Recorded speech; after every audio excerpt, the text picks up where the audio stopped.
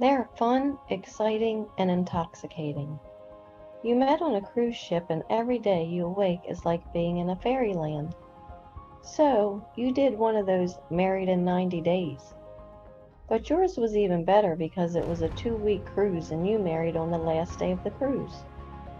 All was wonderful until you told the parents. Before meeting the new spouse, both sets of parents immediately sided against their in-law child. When barely 3 months into the marriage, your sister announces her upcoming marriage, and your parents lay down the law that your spouse is not invited to the sister's wedding. Oh, did I mention that the parents haven't even spent time with your new beloved yet? The magnificent days in Fairyland have now faded. For you realize your parents love you and care about your well-being, which makes this struggle even more difficult. However, we are all adults and childish behaviors are not acceptable in your book. So, you set up a meeting with your parents to have a frank conversation. You let them express their position on the situation as you remain quiet. Even when threats were thrown across the table, you keep a stoic Christian mind. Some of the comments you believe can be addressed by them spending time with your beloved. Other comments appear to be somewhat stereotyping. Once they complete their position, it's your turn. You tell them you love them deeply, but you now have a commitment to another that you will keep. You also mention that the shards being pitched towards you in a passive-aggressive manner over the past few months is not acceptable behavior. Such shards include driving by your home but not stopping when your partner is there.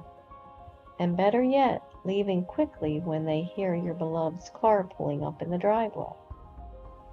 Then there's the talk about how your sister is marrying the perfect mate, and when you mention the great character of your beloved, the subject is quickly changed or backhanded comments are made like, well, if they were more educated, you'd see even greater things.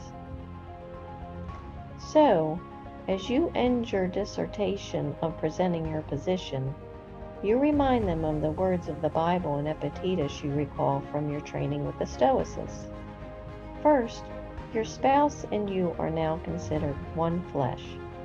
And second, you will fulfill your duty to them as your parents. However, the greater benefit of sharing love and commitment will be lost among each of you for the time being. For as your parents trained you from your youth, sometimes it's tough love until all of you can get over a hurdle and can once again share committed love as Christian adults do. And in closing, you leave your parents with the following line. No, I will not be attending my sister's wedding because the other half of my flesh is not invited.